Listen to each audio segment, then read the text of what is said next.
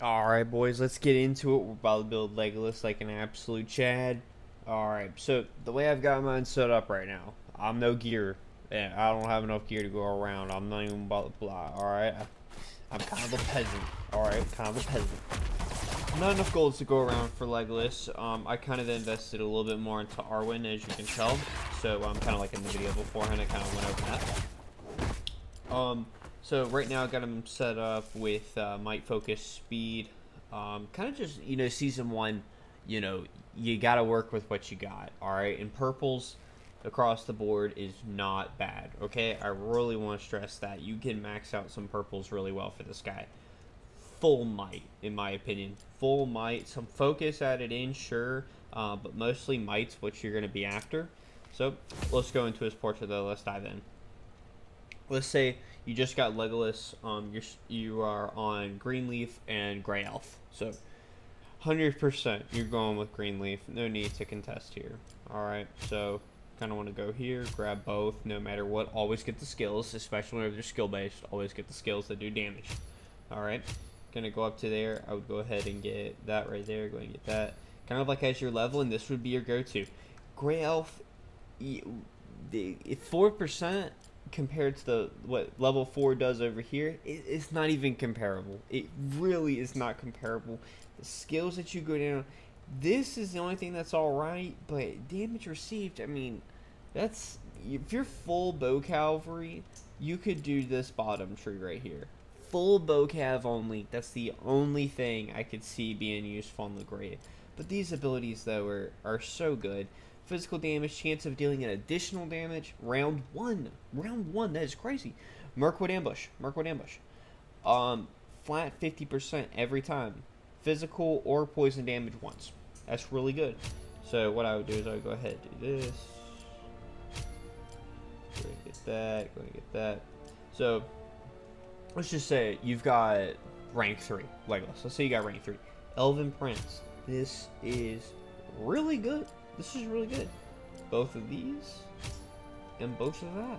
So you kind of want to go ahead and do that. Kind of like, this is more of like an as you go kind of thing. This is more of like kind of as you go. And I'll invest fully into all the other points we got right now. So kind of go up right there, get that. So, let's just say rank 5 Legolas. As you're going along, you're able to get rank 5 Legolas, which is completely possible if you got like, let's say you got all 30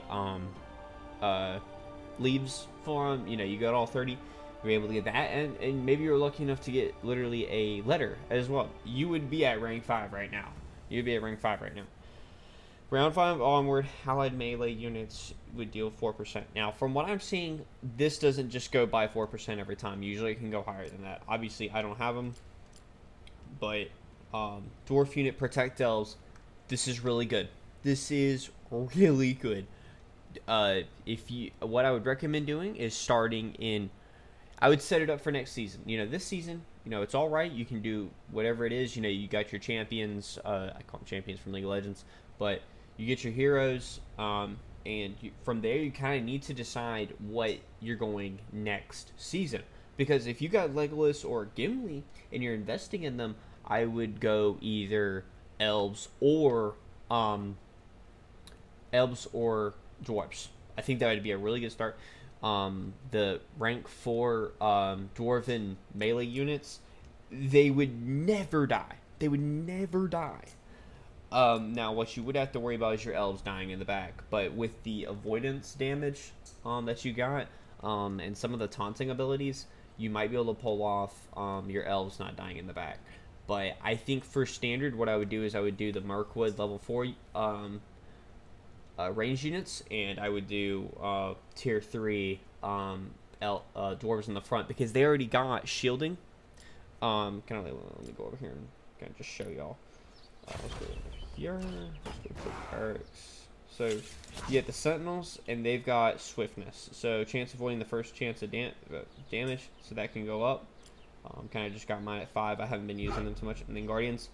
Guardians are really good. They've got shielding, 50% chance to reduce it. This is going to be 20 at max. So it's going to be every time they take damage. And then they also have a good deal of damage doing. They can make you bleed. And that's continuous. So Dwarves have got a good setup. Dwarves have really got a good setup. So let's go back into distributing the points. If you were set up really well, you would want to do Dwarven Friend up a few levels, and you would want to get the Protect Elves, because all you need is 1 point and it activates this skill. 1 point, that's it. That's 1 point. And you've got a dwarf team set up right there with Legolas. But let's go and round it out. 38, and I've got rank 3 with him, which is pretty standard, I think. You know, gotta max out these abilities right here. I'll just go ahead and max this out because of the max effect. So I kind of go up to 5 on this. And then what I would do right here is I would go up to this right here, kind of get this. 30. This is, Legolas already does a ton of damage. So what I would do is I would do 2 right here. Do another 1 right there. So I would go a little bit more towards dual blows over Heartseeker. I think you're already doing a lot of damage at round 1. You're already doing a lot of damage at round 1. That's the reason why, you know, your early game damage with this guy is really good. He's a really good starter. He is a really good starter for next time, because Greenleaf is really good. Attack Vitals, another solid 1. Mirkwood Ambush, round 1 and 2. Then you get Elven Prince, normal attacks have a 50% chance of dealing additional damage, and then you get to attack twice. Think about it, folks. Think about that. Dual blows stacked with Elven Prince. That's a lot of damage. That's a lot of damage. You know what I'm saying? This right here, really good skill spell. 40% targets the enemy with the lowest HP. You know, most of the time it's going to be the enemy archers if you're lucky. So lowest HP is not what they have the lowest troops of. So lowest HP is more than likely going to be their archers. Yeah, you feel me there, don't you? Yep. But kind of going back here, down here to Grey Elf, it's not worth your time versus how much damage he can deal going in the other trees. Alright, I would kind of use him a lot more like a glass cannon. He doesn't have survivability besides the dwarven support here at the end. Elves and damage received, this is up to 14%. Give or take, if you were level 50 with this guy, this would be a really good late game skill, because you would survive a whole lot. You could do like a Grey Elf build with damage received, whole shenanigans. I think this is really simple, this is easy to follow, and it does a whole lot of damage. But, alright there, that's all I got for y'all. Hope y'all enjoyed it, and let me know what y'all want to see more of. You know, I'll be doing Haldir next. I've been enjoying him. He's a lot like a weaker Legolas, but we'll go into him next time on how to build him, because he's a really good starter as well. Him and Faramir and Dwalin, really good stuff. I'll talk to y'all next time.